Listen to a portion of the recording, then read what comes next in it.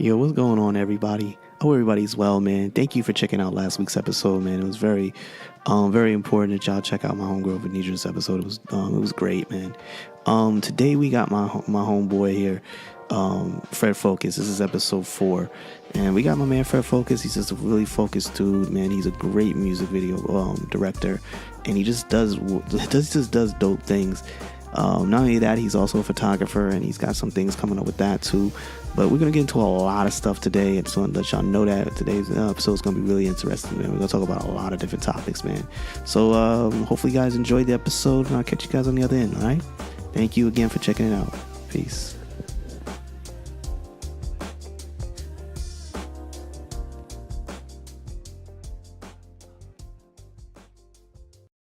Yeah. So, hope what's going on, everybody. And today I am shooting the second. No, I'm bugging. This is episode 4. What? Episode 4 of this podcast, The Brian Johnson Show. Today I got my man Fred Focus in the building today. Let me tell you something about Fred. What up? Okay? My man Fred is one of the most creative people I've met in a long time. I've known this dude for a hot minute. He's a hustler. He gets to his business. And when it comes down to getting down to things, he's meticulous about his work. And this is what makes this guy such an interesting person. You don't meet a lot of people who basically said, you know what, I'm not going to go in this direction. I'm going to go out here and do this. He could have gone in a lot of other directions and just been like, yo, I'm going to go in the corporate world, and could have done a lot.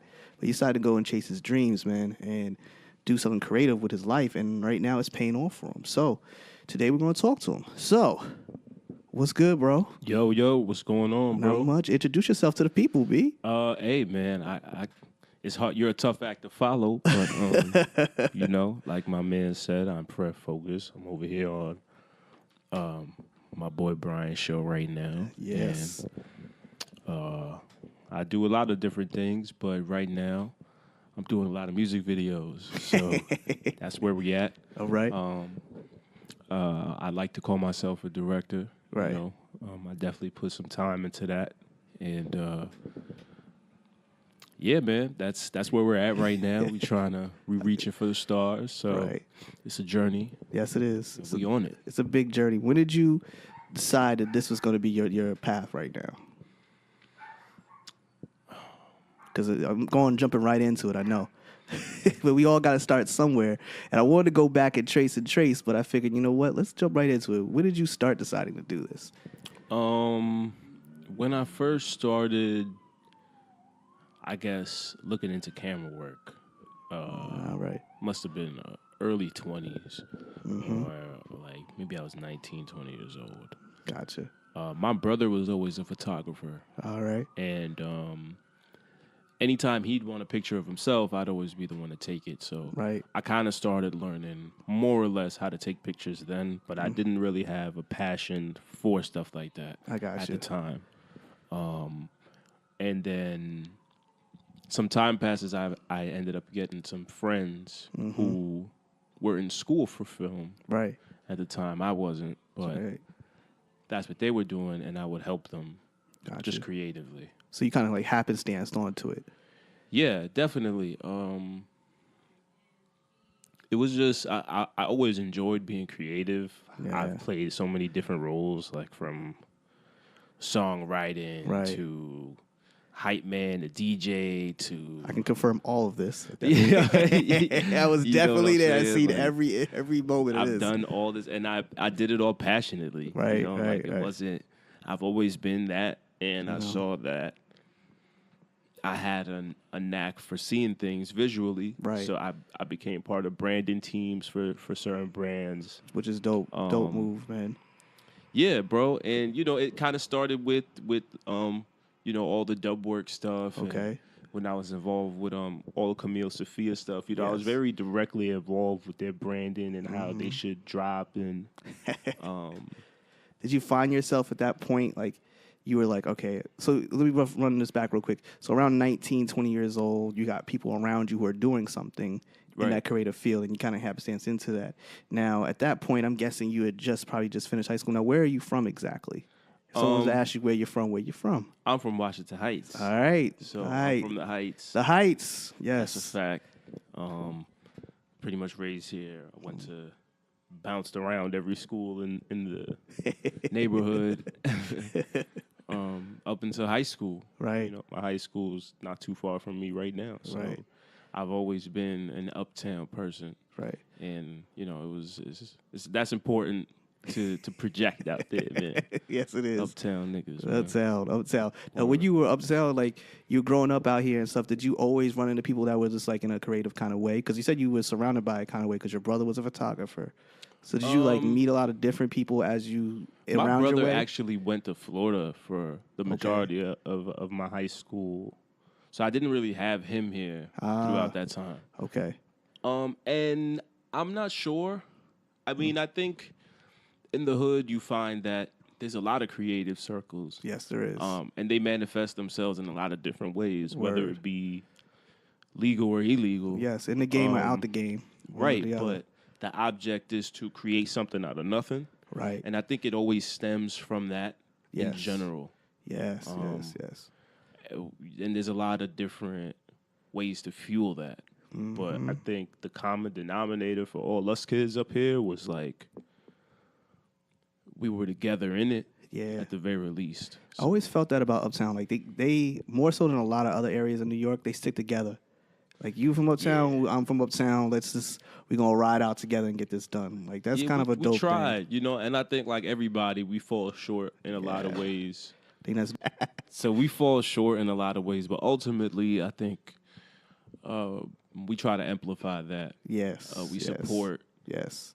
businesses Right. that You support your own. Yeah, we support our own. I Bro. find that a lot of people a lot of Dominican people, they support their own people a lot. Yo, we have to because we're such a small demographic. That's why, you know, Dominicans once upon a time, like in the 90s, early 2000s, Word. you saw a Dominican flag anywhere you were going crazy because Yeah. we were so underrepresented. You know what I'm saying? Like, I can remember going to the Puerto Rican Day Parade back in the day, and it was like, yo, the niggas were like, yo.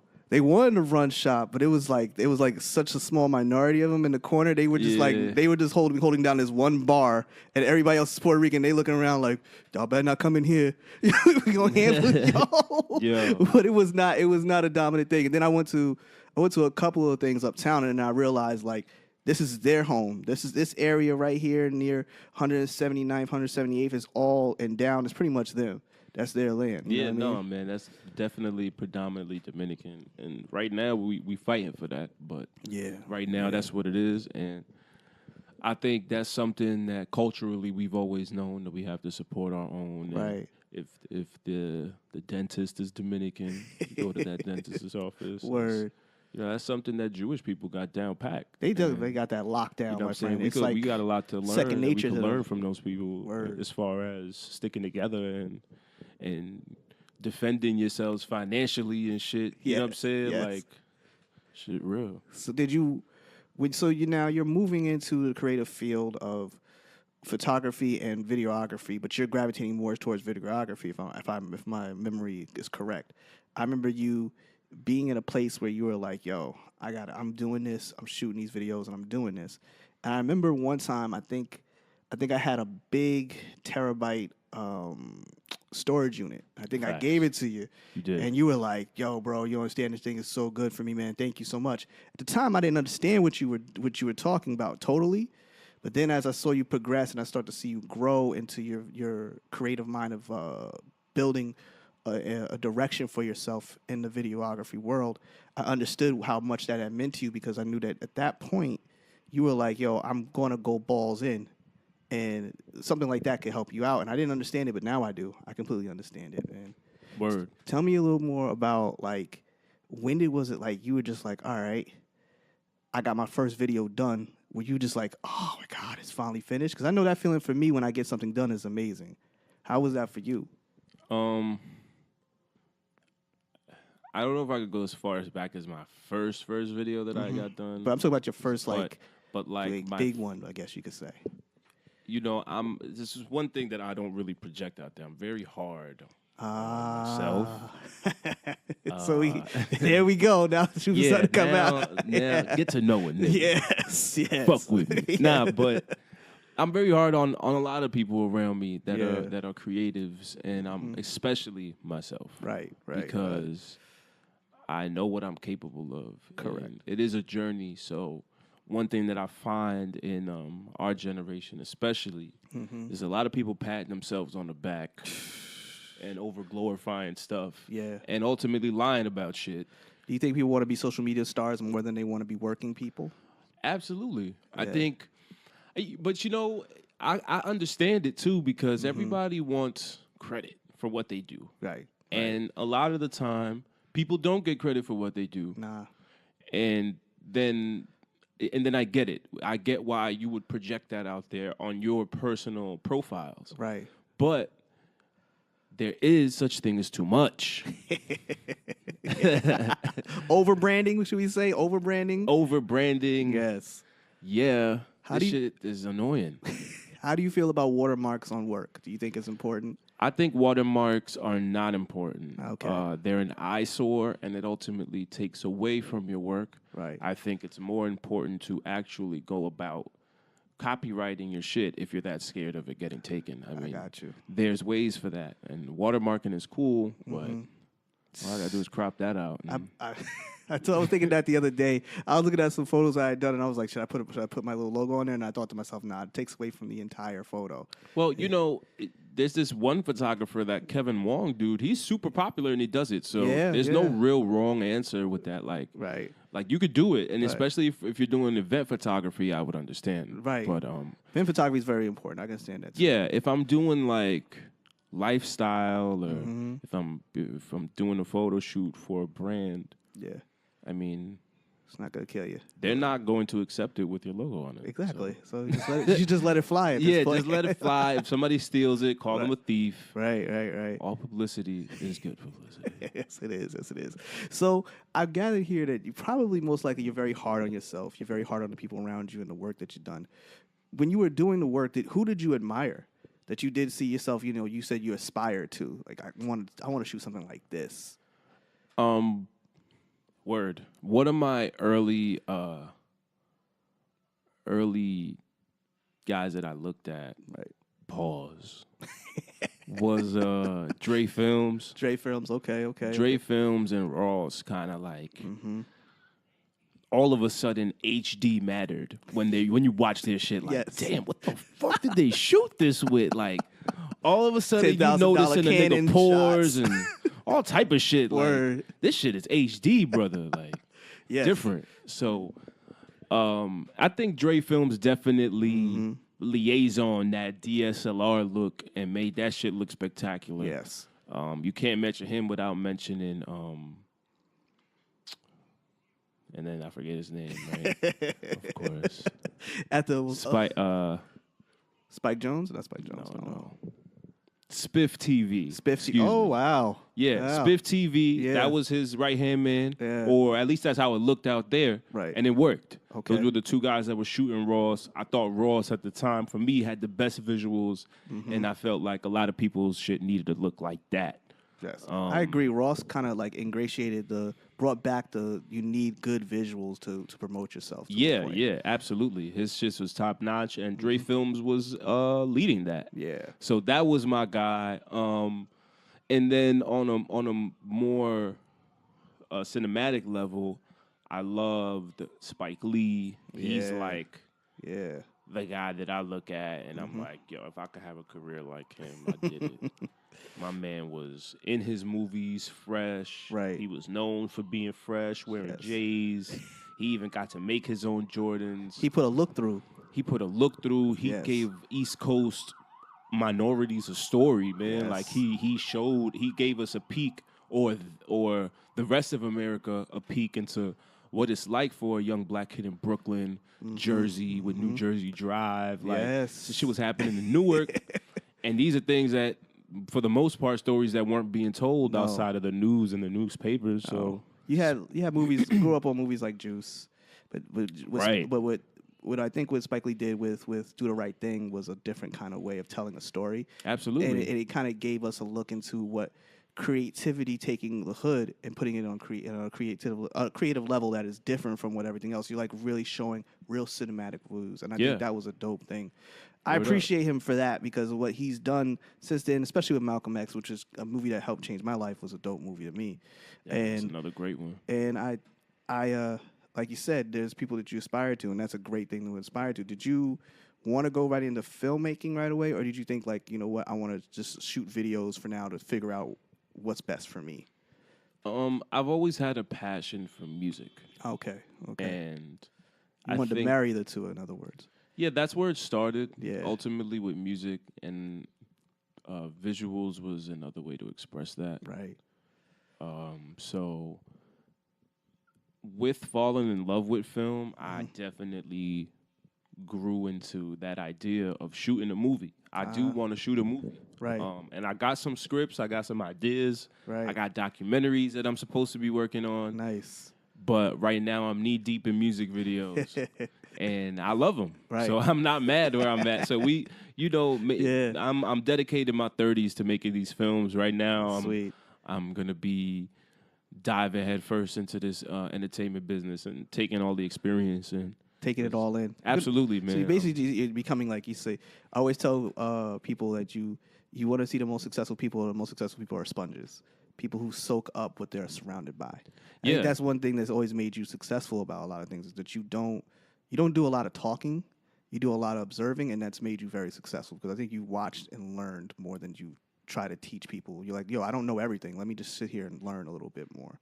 Yeah, definitely, man. I appreciate that. I definitely try to not talk too much. I mean, hey, maybe some of my closest friends will tell you different. Of course they will. They know you. But I'm talking about when you're around other things and you're around people that, you know, that you can soak up some knowledge from. Yeah. I've never seen you be like Mr. Overstepper, like, yo, I know more than you. You never been that kind of person. I've never. Yeah. It's just like, who cares? Yeah. You know, let's say you were the smartest motherfucker in the room. Mm-hmm. You just putting it that way is just like, nobody cares, bro. Your mic is off. Yeah. Off, like, oh, yeah, you discovered the cure to what? Suck a dick, nigga. We don't give a fuck. Beat it, motherfucker. Yeah. Beat it. It's about the delivery. Yeah. So as I got to know you and everything, I remember, like, I was telling Dubs, Lenny, the other day on the first podcast, is like, shout out to Dubwork. Yes. He just had Young Kavi the God. What? Yeah. So everybody, this is my first. I'm just finding this out right now. What? Yup. Nigga, I got a nephew. He's out here. Probably smoked a blunt by now. That's my boy, man. Holla at him. When did he have the baby? Hold up. I'll just write this on there right now. Oh, well, I should clear this up. He didn't smoke his first blunt yet. He was born yesterday. Okay. So it's yesterday. Yeah. All right. So we don't do stuff like that. Okay. No. Yeah. By no means do we give children. Do we give infants blunts of weed? No, not even shotguns. Man. No. Yeah. So let's move on. All right.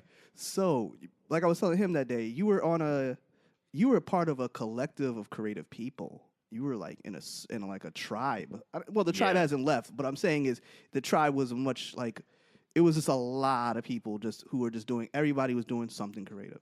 And at the time, I was doing my best to try to manage Lenny, which wasn't a successful thing, but I was trying here.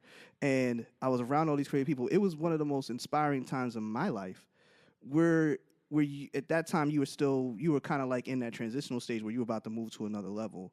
Where were you at mentally, and where were you at creatively around that time? Speak to how that time influenced your life. Wow. So you're asking me pretty much that transition between doing all this stuff with my friends. Around 2012 to 2015. Yeah, and then I kind of started doing your thing. It was hard, bro. I'm not gonna lie. Okay. Like, I'm like very family oriented. Right. And I know loyal people don't call themselves loyal. Right. But your actions will always speak for it, my dude. Yeah. So it was tough not being around the people that I planned on being around. Right. You plan on making it with your team. Everybody feels that way. Yeah, man. Yeah. I totally understand that. So you're dealing with different kinds of personalities and situations, and Right. and it's all good. I'm very grateful for everything, Right. but it's definitely hard. Yes. Yes. When you It's feel like you're here with your peoples, then all of a sudden you're ascending, and you're like, fuck. yeah, and it's all in good fun because I wasn't crying or nothing, but But it's still it's not just- easy. It's not easy. yeah, thing. it's you just want it to be how you planned it from the beginning, which Right. is me and all my friends are getting rich together. Like, I remember clearly those conversations. Yo, son, yeah, we're gonna yeah. blow, man. Fuck. Yeah. At that time, ASAP. I give you guys a little context of time of history. ASAP and ASAP Mob had just I think they got their first $1.3 million deal. I think it was from Def Jam. I'm not sure exactly who gave them the deal, but they had just got their first deal. So Brothers was like, and I think at that point, the show The Heights had just gone on to MTV. And I remember everybody feeling like, all right, yo, the eye is on New York. We need to move as fast as possible. It was a crazy time to be in those kind of circles at the time because it was like everybody, and there was a large group. Everybody was buying for some type of way of getting on at this point, and getting on everybody could be a was different kind of things. Yeah, absolutely. It was a crazy There was a time. lot of people. There was a lot of people doing stuff. It was a lot of people doing stuff, bro. Right. Very creative. That's true. Yeah, You man. just put me right back there. There was a lot going on. Yeah, there was a lot going on. This is the time where I wish we some of us were more. I wish I could have had a camera and documented all that was going on as a documentary kind of thing. Yeah. Because it was so much going on. Then and there, it would be content gold right now. Because it'd be like, yo, you're just taking it all back into it and putting a story behind it. It could happen. I mean, you just gotta go out there and meet the people and see the people again and do story and do like a context. But in time, I think we're gonna look back at those times as a really rich time of creativity and a free time in our lives. You know what I'm saying? Yeah. I think back on it and I can't help but smile because it was a little renaissance amongst. Yeah. If you were uptown, you knew about it. Yes. Exactly. If you were creative, you knew where you wanted to be, and right. Everything was happening at that time. We weren't really making money, but everybody was showing love. Yeah. And that was important. Right. Everybody was performing. Lenny would perform all the time, and Shock would be right next to him, like, yo, are we gonna go perform at this spot? All right, cool. Let me get my camera. And it would be a regular thing. And that's one thing I admired about all you guys. Is it wasn't like, yo, I'm going to charge my man. You got to give me $150 right now. I'm not doing it. Yeah. It was like, yo, we in this together, but you got to make this show. I'm not doing this unless you're doing the show. And I used to always say to myself, see, this is what loyalty looks like. I didn't come from a lot of that from where I came from. So it was always, what am I getting out of it? And one thing about you guys stuck together, and I appreciated that about you guys. Now, as you transitioned in, I saw that. I remember watching Instagram one day, and all of a sudden, I was in my crib. I'm sitting there, and I'm looking at this video come on. And it's this kid, Dave East. I don't know who he is. I don't know what's going on. All of a sudden, boom. And I'm like, oh, okay, this video's fire, blah, blah, blah. Then at the end, I see his logo and everything else. And I'm like, wait a minute, what? This is MTV Jams? Yeah, I'm staring at it like, what? Hold on. What just happened here? This wasn't on his Instagram. And then all of a sudden it was like, boom. I was like, oh, snap. And I remember I remember like looking at it and saying to myself, oh, my boy done turned up on people. This is dope. Word, man. That was... How did that come about exactly? You know what's interesting is that Dave had reached out to me some time ago on the gram. Right. And I think this was after I was shooting with my boy Dark ATM. Okay. And we had a brief conversation, but ultimately we never really connected. Mm-hmm. And then I reached out to his manager on a separate tip, not knowing that was Dave's manager. I got you. And that's Wayno. Ah. And me and Wayno have a great relationship, but the way it started, it was just an email. And I reached out to him and I was like, yo, I see you from Harlem. Like, I need in. What's up? Like, ultimately, it was just like, dog, I'm nice. Like, I don't want to just keep shooting out in these streets. Like, how can I That's how Level you. up. I think that's how you got to do it. Sometimes the straightforward approach is the approach that you need. You know Yo, what I mean? he had hit me up. We met that night at his son's football practice, Okay. Riverbank State Park. All right, We talked, and it was like, all right, let's do this. let's do this. See? And he had said, I got this artist, Right, goes by the name Dave East. right. Check out his mixtape, get back to me. And that next week we were shooting the video you saw on MTV Jams. Right, right. And that kind of just started it all. Ah, That was the first vid we ever did, and it was so good that MTV Jams till this day, 2018, got it in rotation. On some G shit. some G shit. And I'm sure the YouTube video's done plenty well. Yeah, yo, Yeah. we got millions of views, bro. There's a point in time where I was looking at YouTube and Yeah. I was like, how the fuck do you get 1 million views? I remember It's days. humanly possible. I remember us sitting in the back of Dub's crib, debating on people buying views on YouTube and staring at the views like, yo, this all bullshit. 30,000 views? No way he got 30,000 views. Right. Total bullshit. Like we was sitting there like, nah, this is bullshit, B. He paid for that bullshit. But you It's a know, comment. this was before the huge boom, bro. And Yeah. and not for nothing, we was getting like 10,000, 15,000 Exactly. on our own, just like, Exactly. yo, we had a Yeah. little something going on. Like we didn't do it all right because we didn't Yeah. have that guidance. But Nah. yo, we did good, man. YouTube has turned into now, man, if you really want to you want to do something with your life, maybe you don't got the money for the classes, maybe you don't got the money for the lessons or anything like that. Watch enough YouTube, go to YouTube University, YouTube University. and you will get fucking good. But it's gonna take a lot longer and a lot more practice, but you'll Might get not. there. No, sometimes if you got natural talent, It's 10,000 hours. How fast? How many hours a day? You know, it's all math. in the yeah, end. that's You could true do it too. quick. You could do it, Right. If you got it, like I'm like let me tell you, people, I'm learning as we go. I'm learning how to shoot, how to be a better photographer, and everything else. And I'm myself have gone to YouTube University, and I'm learning every day. Absolutely, to bro. get better at it, And it's you'll just get come. it. Yeah, You'll get it. Once you get there, you'll get there, man. Hell yeah. Shoot, this podcast I learned how to do because of YouTube University, man. There you go. So you get good at it. Now, you go in there, you hook up with Wayno, and now you're working with Dave. What was like? Now I remember there's a good friend of yours, good friend of ours, my man Crump. Now, Crump was your man. Y'all guys ran together as far as video shooting and everything right there at that Yeah. point. And I know he started working with Ace Boogie? Oh, Don Q. Don Q. He started working with Don Q 1st. Uh-huh. Okay. Now you guys are both kind of working with artists who are on the verge of popping at this point. Right.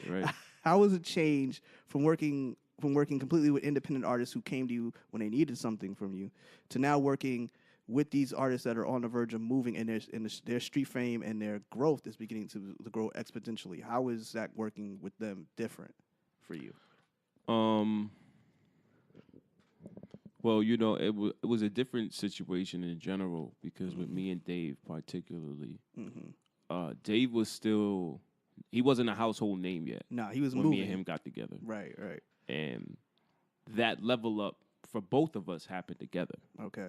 So, I mean, Dave he's out of here. He's, you know what I'm saying? Like, he's up there. That's my boy, man. Yeah. Like, he's really doing his thing. But, I saw that happen. That Right. happened before my eyes. Like, Right. we, you know, there was a lot of history. So, it wasn't like I went from dealing with a nobody to a star. Right. Because me and Dave it was humble beginnings for both of us when Right. we met. So we still talk to each other like that. It's not like, you know, You still talk to each other like you're still in the field. Yeah, And I yeah, for feel that. sure. I Like, feel you that. know, he'd be the first one to be like, "Yo, Fred, why you not holding the camera, man?" Like, you know, that's my boy. Like, Yeah. he gets to talk. We get to talk to each other a certain kind of way that Right. if anybody else talks to us that way, it's a problem. Right. So, Yeah. It's a different kind of feel when you come up with somebody. Yeah, And you're for like, sure. you're like, it's because I could see. I mean, shoot, we come from that. We kind of came up together, and it's kind of like you're my man. So I Yeah, can come yeah. to you. I can come to you about stuff that I can't talk to other people Absolutely. about because it's just like that doesn't work. They're not gonna get it. They don't come from where you come bro, from. it's at a point where people would have to go through you to get my number. Right. Exactly. You know, Exactly. because otherwise I wouldn't pick up the call. Right, you know what I'm saying? right. That's smart. That's really smart. Now, let me ask you this. Now, you moved into this situation, you're moving around, you got your stuff going, you're traveling at this point, am I correct? Yeah, like tour and stuff like that. How was that in your mind? You were in an uptown zone for a long time. Yeah, for sure. And now you're moving in a sense of traveling and you're going to these different places. How did that affect you when you came home? Did you see the change in yourself a little bit? Like, yo, I gotta move a little different now. Yeah, that's a good question. Yeah, man. Everything changed when I came home from my first tour. Mm-hmm. That's the best way I could put it, bro. I understand it. I understand. It's a lot of stuff, man. You're finally by yourself. You with a whole bunch of people, but you're alone, and I'm representing my culture and what I know. Right. And on a micro scale, like I'm from the Heights, right? And it's not like I'm bringing any of my homies with me on tour, exactly. And so I'm by myself. Right. I'm with the other homies, but it's not like we grew up together. Exactly. So we're all experiencing new things together with each other, and you're learning how to trust each other. Absolutely, yeah. So that's I can't front. That's got to be a lot. Like, yeah, hold up, fam. Hold on. I don't know if I can trust this guy. We're going to this bar. Hold on. I don't know if he's going to have my back. If somebody snuff me real quick, he gonna jump in or what? Nah, we and that's one thing. We all move militant. Like, okay, all the guys. Like, I got a lot of love for everybody that I've gone on tour with. Everybody that I've met through this whole experience. Like, I got a lot of love for everyone because everybody taught each other something, right? Right. Whether it was in a negative aspect, a positive aspect, we learned a lot. And I came back more of a soldier from tour. Mm-hmm. Like, I really, every day on tour is work, right? Every single day, and you're expected to work. So, with that being said, you gone for 2 months, and you come back from working every day and having something to do every single day. Mm-hmm. Things slow down. Of course. Obviously, that's when you come back. That's normal. But you're more regimented than you ever been in your life. Absolutely. Yeah. And you're able to spot out people that aren't on a regimen really quickly. And that's when, unfortunately, some places, that's when people call you Hollywood because, you changed. You want to, nah, my G, I just want to progress. And I know that right now you ain't in the same mind frame. And I'm sorry. I want you to progress with me, but I got to move forward at this point. Say it again. It's something I had to learn. I learned over time that if you're not projecting where you want to go, you will begin to be surrounded by people who aren't projecting just like you. You really will surround yourself with people who are in the same mindset as yourself if you want to. Yeah, you are the company you keep. You never realize that until you get older. Never realize that. Facts. Now, so let's say you come back home, you're in a moving position. What kind of things did you start to take for yourself? Like, okay, look, this is what I'm gonna do. I'm gonna put this little plan together. I'm gonna put this plan together. Do you start strategizing and say, all right, I gotta start moving for me? How do I start moving things in the right direction? Yeah, definitely. And I'm very calculated, so I, from the outside, it might seem like, hey, what's this guy doing? Or, some time has passed. Yeah. But I don't like exhausting relationships. I think people have a tendency to try and use relationships before they're even ready to use them. Right. Right. And it's important to recognize when you're not ready. If it's not an opportunity that you can take advantage of, leave it alone. It might come back later. Exactly. Exactly. And I'm big on that. And there is a difference with letting things go entirely and being lazy, for sure. Right. You don't want to do that. No. But at the same time, I think that when it comes to music videos, you look at the game and sometimes you ask yourself, like, man, I could have got that gig, or why am I not getting hollered at for this one? Or, right. I think I'm. But you know what? Sometimes it's good to be able to understand that right now you got to work on X, Y, and Z. Right. So that it's never a question. Gotcha. You understand? So there's a lesson in everything. Being an independent film artist, and you're a person who's developing as a film artist, what kind of creative things do you want to? I know you mentioned that you want to shoot a movie. I know you want to shoot films. What kind of things, like documentaries? What kind of things would you think that you want to shoot in the future that you're kind of like eyeing a little bit? Not to let the cat out the bag of what you're trying to do so much, but more so, what kind of context of things do you want to shoot? Well, there's a lot of reasons why I look up to Spike Lee. My music videos were always a Fred Focus joint, Right. which is an OD to Spike Lee. Nice. He always puts a Spike Lee joint. Right. And another big reason why I look up to him so much is because he was able to turn certain social issues that are local Right. on a cinematic scale and put it on the big screen. I want to take culturally like Hispanic, Dominican demographic kind of issues. Right. And not just that. It's not just that, but that's my experience. And I want to be authentic in the stories that I tell. Right. The people that were around me and the things that I've seen and heard and the things I've experienced for myself is from a Hispanic perspective. Gotcha. And I think that hasn't really been projected. Everybody in American films that speak Spanish talk like this. And everybody's been like it don't that, work like man. that at all. And we all saw cocaine. No. I don't know where.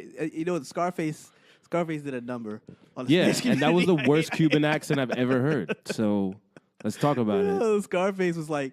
Scarface did a number on the Latin community because everyone got a stereotype about them from Dog. the entire 90s. Seriously. I mean, Carlito's Way. Right. Even in Paid in Full. Yeah. Oh yeah. The Dominican dude. Yeah.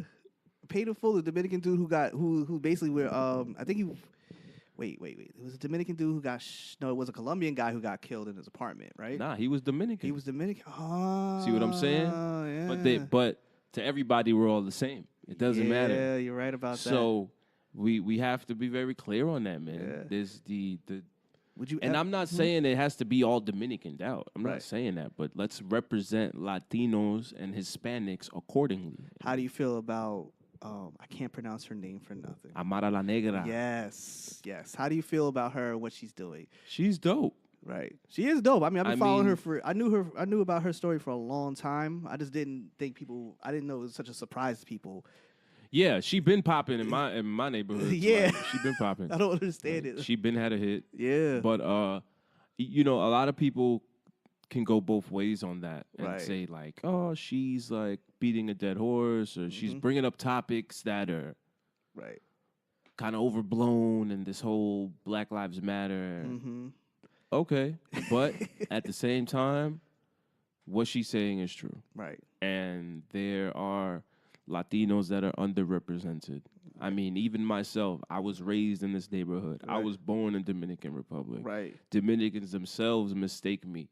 Yeah. And they say, oh, you look this or you look that. And it's Right. like, what do we look like as a people? Right. Please point in the direction where You're talking to there's a that light-skinned one black face. man. I've seen this my entire life, B. Bro, me and you walk down the street, they're going to talk Spanish to you first. Yo, my girl is like what? Maybe a shade too lighter than you, right? Maybe a shade too lighter than you. When we go to places, nobody speaks to her. They speak directly to me, and they speak Spanish, and she has to shut them off. Like, no, Yeah. right here, right here. Like, Yo, it and, never fails. it's- I'm like, yo, what? But what I've learned is the ignorance isn't coming from a bad place. Nah. We're underrepresented. Right. So if we can create cinema, because Yes. I believe in cinema, and I Right. think that that's a big way to project. So my point is to create movies that represent the different demographics of Latinos accordingly. Okay. And talk about social issues and just social norms that are funny or dramatic or all kinds of things. We have folklore like at Cuco and Do you all wanna- these motherfuckers that's scary to us as kids. Would you ever want to do an updated version of Juice but shot in the Heights? I love stuff like that. Right. And I wouldn't say an updated version of Juice. I'll say our version of Juice because Correct. it happens in every hood. Right. You Juice know, is very universal Yeah, You you know, got paid in full happens in every hood, damn near every block in New York. There's yes, Lord. you know what I'm saying? There's Right. those three friends, Yeah. Ace, Rich Porter, Rich Porter, and yes. Alpo. Yep. There's those three dudes in every hood. Yeah. So Yeah. I think that you could tell a very unique story because I think the Washington Heights story is basically it's undertold and it's not told totally. I think there's a lot of people out here who need their stories told. I think that your cinematic skill, because you have an interesting palette to work from when you look outside. Definitely. You got a lot to tell. yeah, for sure, man. It's gonna be fire when the time comes. I'm looking forward to that. I know it's coming. Now, I got something to ask you. All right. What's up?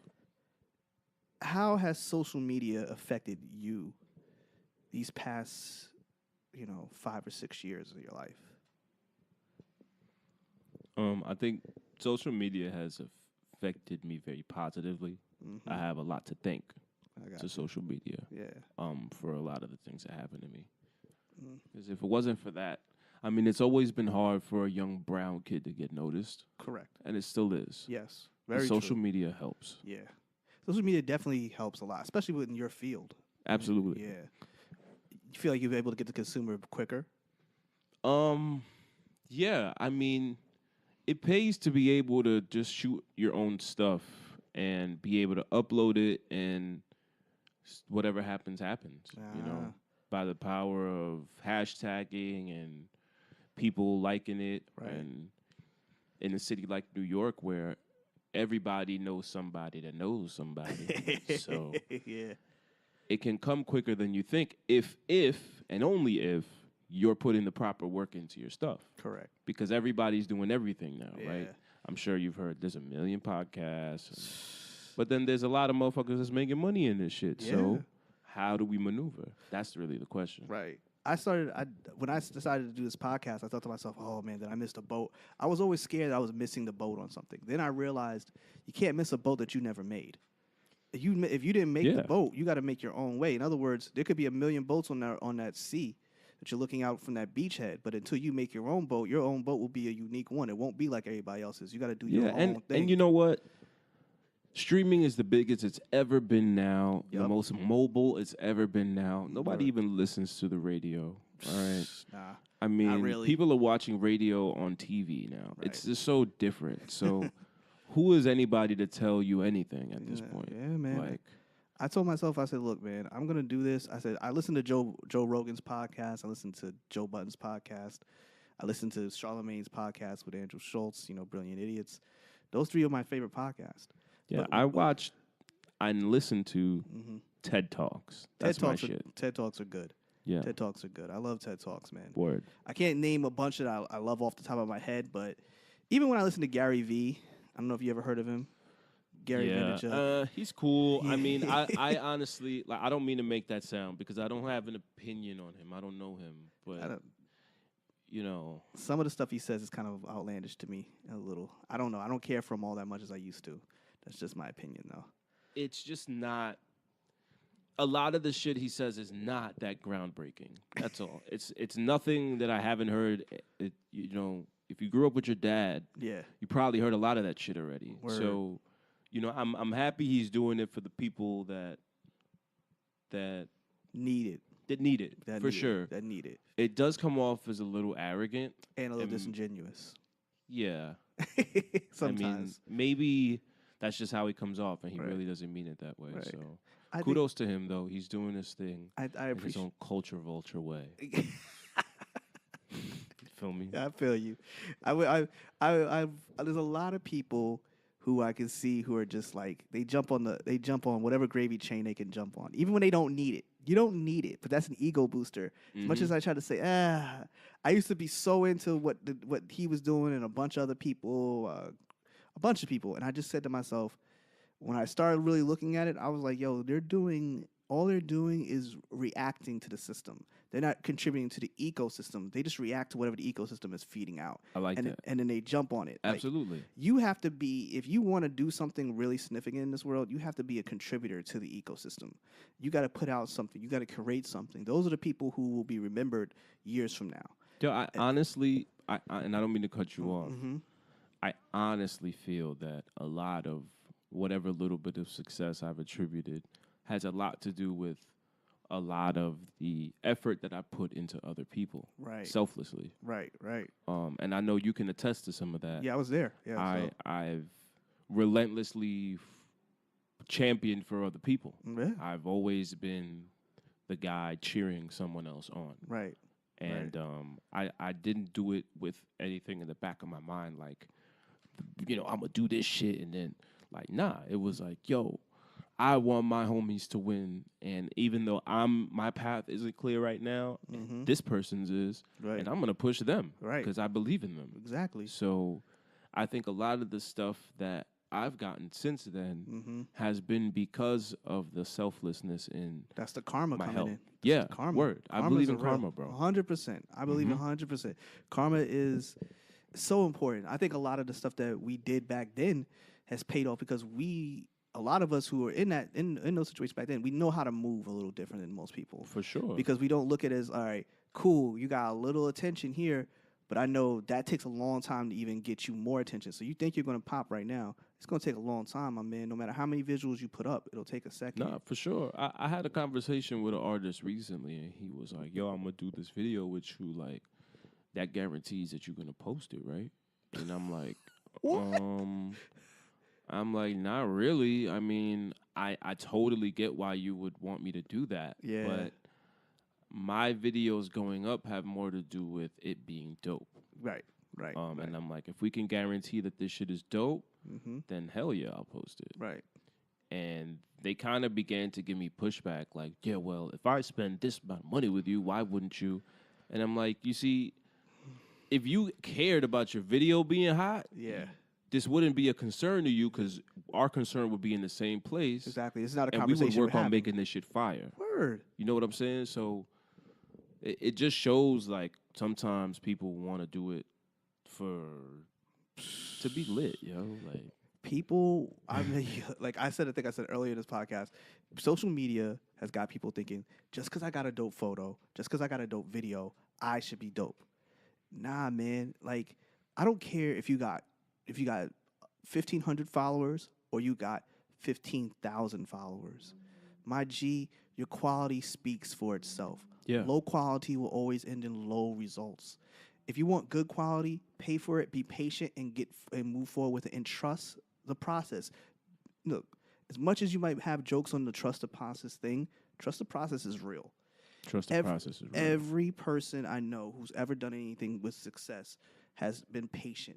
They don't jump right into anything. Because when you jump right into anything and you're not trusting that process, people, let me tell you something. You will miss critical errors that will screw your shit up to the next level. And then you'll be looking back like, yo, why am I not getting moved? Because you pissed off the wrong person. Because you didn't take time to review the paperwork before you sent it in. You didn't take time to review the work.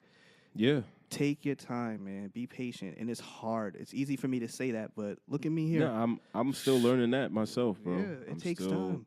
Learning patience. And, I did you read that article, that Quincy Jones article that's been circulated in the past couple of days? Briefly. I didn't get a chance to dive in, man.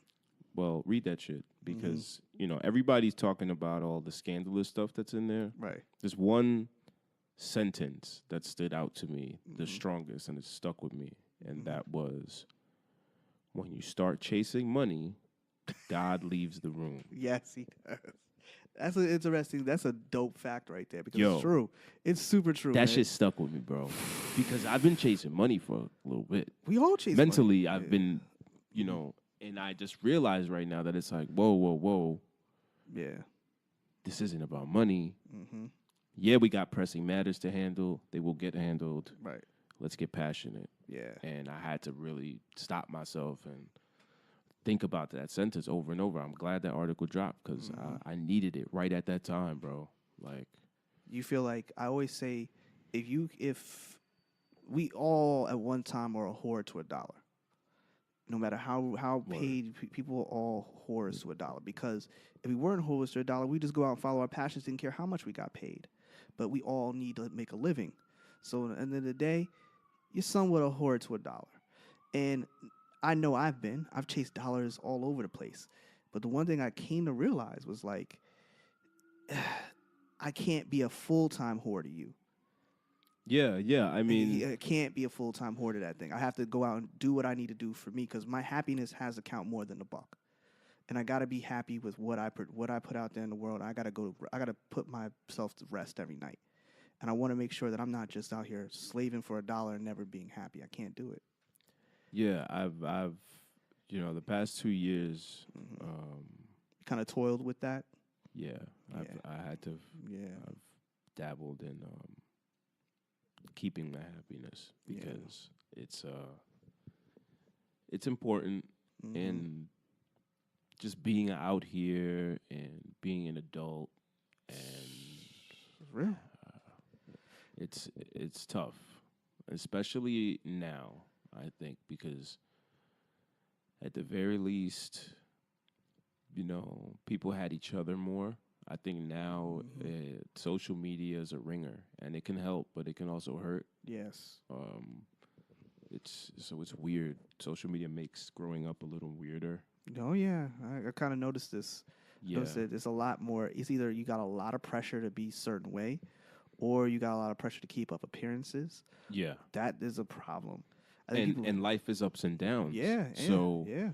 if 2017 and 2018 were 2 shitty years for me, which they weren't No. because You I moved. had a hell of a 2 years. Yeah. But I can imagine if they were, Right. how much pressure that would be for the people that I associate with Right. if they're having a good 2 years while I'm having a too bad, and every other upload it's look at me, I'm doing this, I'm doing that. They got the Facebook smile on like, yeah, Word. look at And- me, I'm doing great. Right, and you going from couch to couch. Yes. You done had bed bugs and Couch- luggage. Like Couch surfing is a mother. I did that when I was suicide's at an all-time high, bro. For shit like that. and that's a main thing. I always look at that and I'm like, yo, why are people so concerned?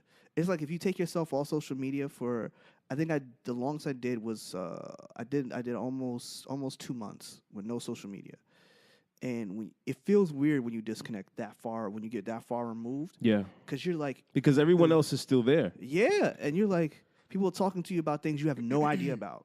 Yeah. And it makes you think, what did the world look like in 1995? This didn't exist. You know what it feels like You know? when you disconnect for like a week or two, Yeah. and everybody stays on like plugged in. It's like I Am Legend. Word. It's like you and your dog, Yeah. and you might see a person in there, but Yeah. they're vampires now. Like they're only coming out, and you're not even in social media. So it's like, why do I even hang out with you? Exactly. exactly. You serve no purpose. Yeah, you don't bring any likes. What's up with you? I was watching Black Mirror that comes on Netflix. You ever heard of it before? Yeah, I just got into Black Mirror. Yo, Shout out to my cousin Omar. He put me on. Yo, there's an episode where this girl, like the whole thing is centered around your whole calculation about your status and everything, even your credit is all based on your likes. And it's like the most scariest thing I've ever seen in my life. Wow. And it's like this one lady, she ends up meeting this lady who's a truck driver. And she's a truck driver, but she's like deplugged. She has no social media, no nothing. And all she does is drive trucks. And she's like, and the girl was like, I'm not gonna get in a truck with you. You have like a low like score. That's how your life is similar. Like if you're really rich, you got a high score. If you're really poor, your score is low. You can't even get a house unless you got a certain social score. She ends up going mad. Make a long story short, and you'll see once you watch that episode, you'll see it. But it's wild, man. It's so wild. Bro, I've had the same friend. Like my best friends have been the same friend since like 7th grade. Word. And my only other friends aside from that are my family and my boy Harold, who I've known even before that. So I got, not to say that my new friends aren't my friends, Right. but I'm very aware of what's going on. And like, I keep my people that really care about me close, bro. Right. 'Cause, it brings comfort. Exactly. Some people, I've seen people whore out on social media trying to get like trying to break that mark of getting a lot of social likes and everything else. And I'm like, yo, do you even like what you're posting? Or are you just trying to you just want to be in this Montclair posing next to this BMW?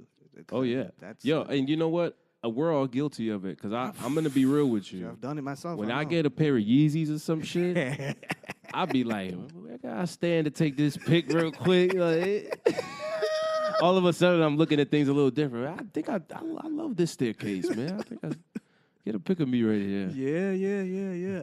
I think that it's all part of the social experiment of Facebook, because there's people in my life who I've known for years, but if Facebook didn't exist, they wouldn't exist, and I know in their lives I wouldn't exist. You know, a friend of mine was like, she expressed how she thought she met her cousin's kids.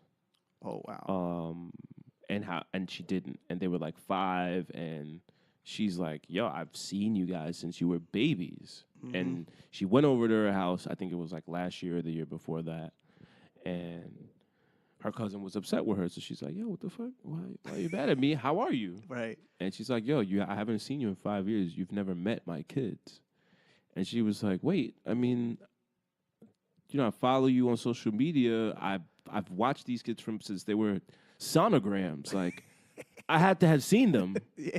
So in her mind, she really thought she's seen these kids. Oh my God, son. That's where we're headed, bro. Are you serious, B? That's where we're fucking headed. That's crazy, B. How do you not? Yo, that's It's wild. not even her fault though, because she did see them since. Right. Like, she's right. She's not lying. Right. Maybe it's both of their fault. It could be. And maybe some people are living on the gram too much. Yes. Because if what she's saying is true, then it's safe to say mad people you don't know your fucking kid too, bro. Let me tell you something, man. When I first tried to do an entire year of like Casey Neistat. You know who Casey Neistat is? No, I don't. Okay. He's a daily vlogger. Okay. He used to have a daily vlog for like 3 years. It was like the biggest. Is that the dude that got in trouble recently? Maybe, could be. He just white kid, and then he recorded somebody in Japan. That was Logan Paul.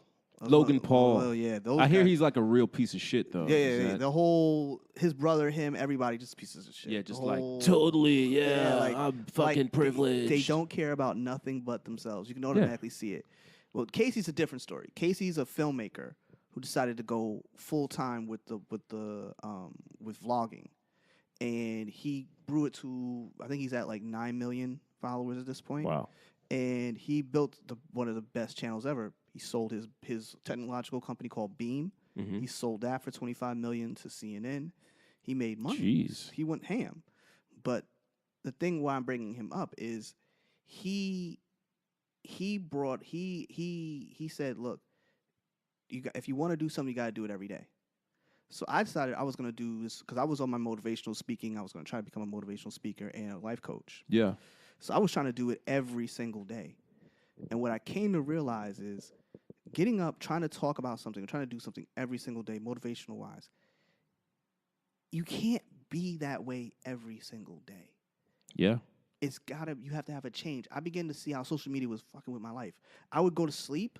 I'd be laying in bed thinking about what I'm going to say tomorrow, the next day. And I wasn't thinking about my girlfriend, my family, what I was going to do health-wise with myself. Experience, man. Yeah, and I was too caught up over that shit, and I started realizing that I got to move away from that shit nowadays.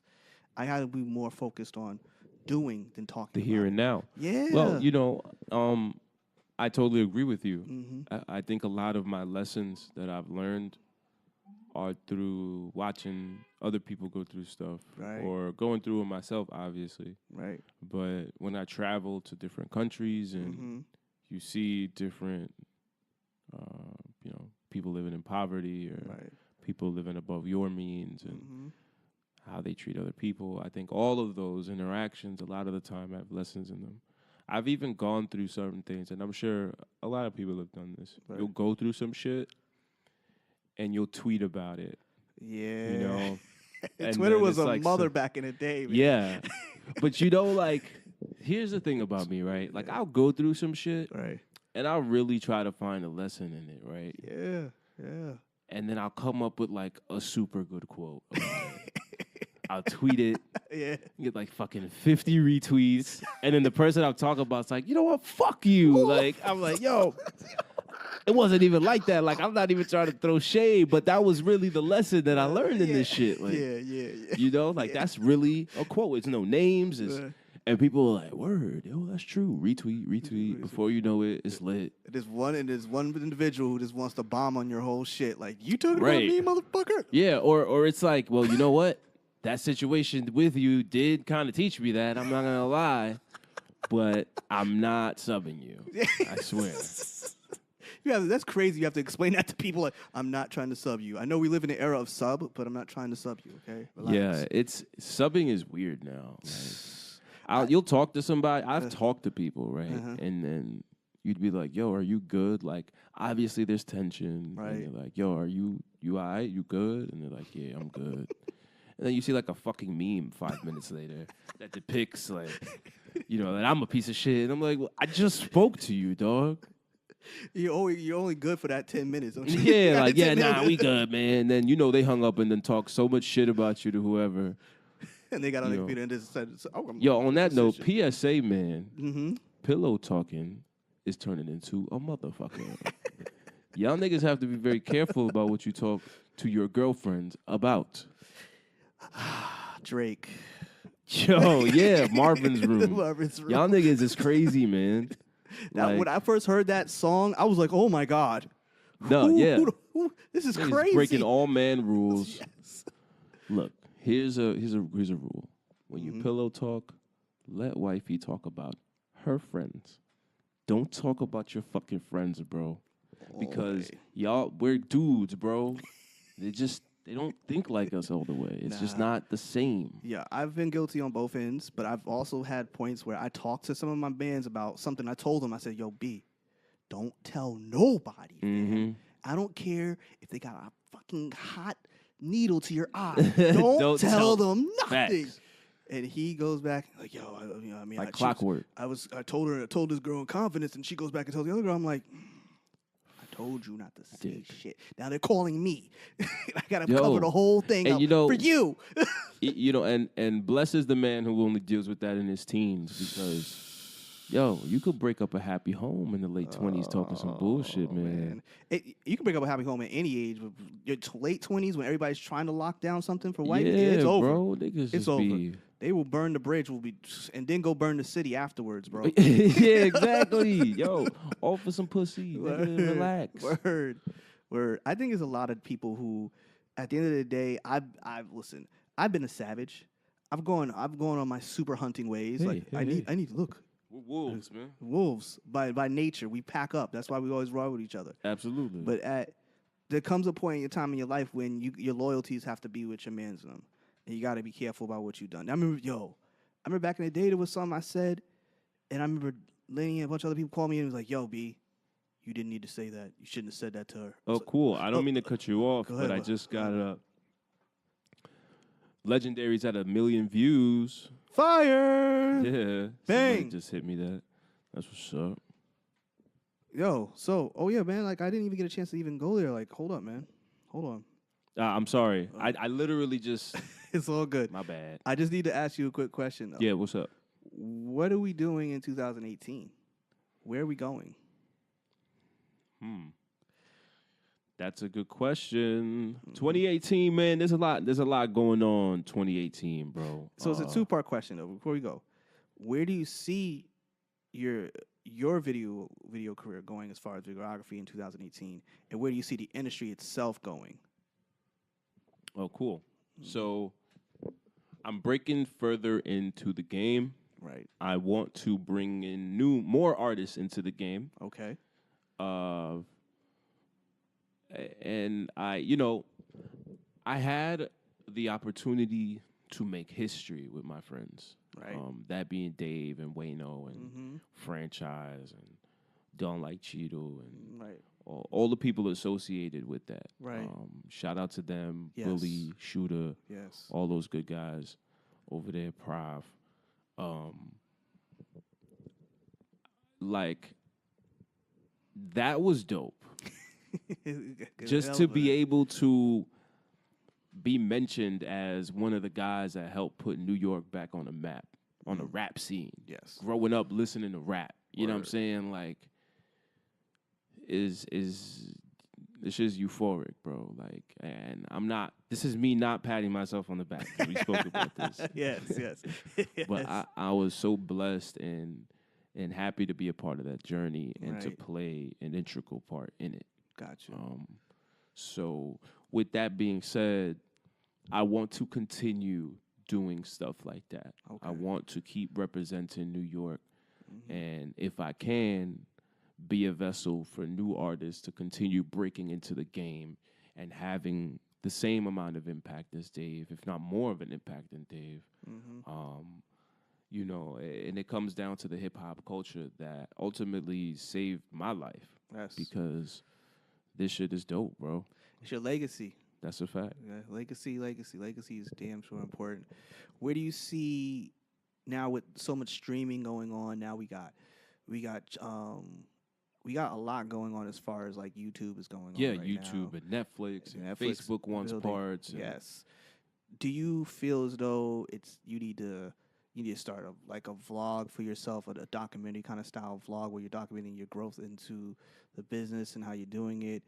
Or do you think you just want to stick to just making videos and building up a film career and not documenting, not bringing a more of a social interaction kind of level to it? I think a lot of both is going to have to happen. Okay. And you see Will Smith just got an Instagram. Yes. Everybody's going crazy about Will Smith getting an Instagram. Right. What I see is Will Smith having to get an Instagram because before Instagram, he was on a pedestal Correct. as an actor. Right. And he's had a lot of movies that didn't do too good. Right.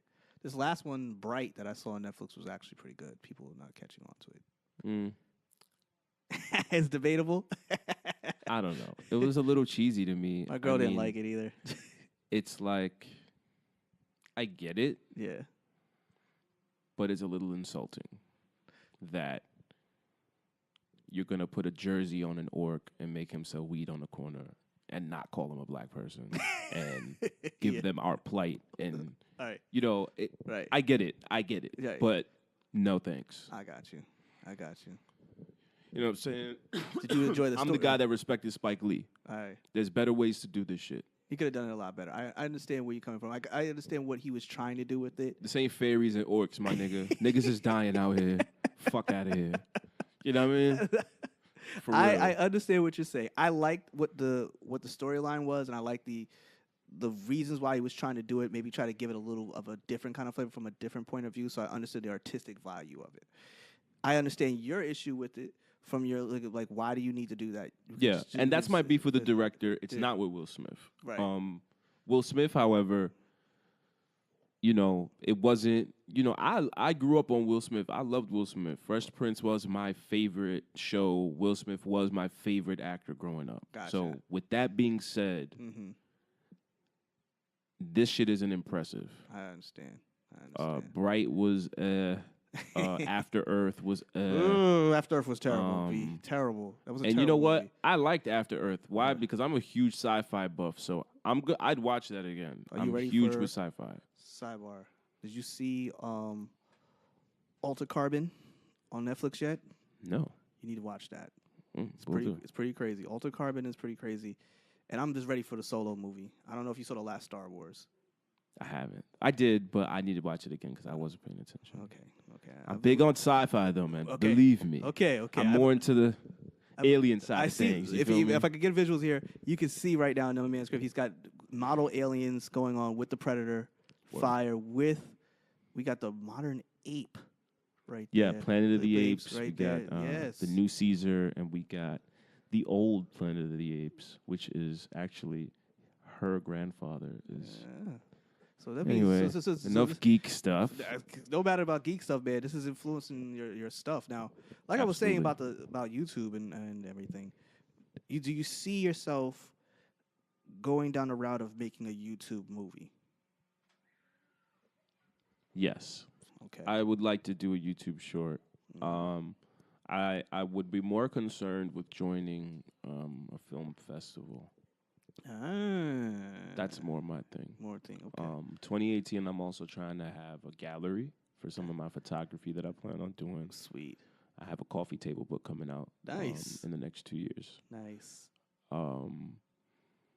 So I want to do a couple films within the next couple years. I really don't want to put that pressure on myself because the script needs to be great. I find time limits to suck. Yeah. Put a time limit on it. Just I plan on telling cultural stories that matter. Right. So I don't need to, if I was shooting some scary movie, maybe I could, but this is deeper than that. So you can shoot it like a Washington Heights scary movie. I'm gonna do all that eventually. That we gotta get the bag first, and if Yeah. I'm gonna get the bag, it's gonna be the right way, and I'm gonna shoot some shit that matters first. I get what you're saying. You know what I'm saying? That's really where Called I'm at. The Wolf with in it. Manhattan. That would be cool. Word. I would watch that. All right, so in closing, man, what's the priority for you now, and where can they find you? What's your priorities today?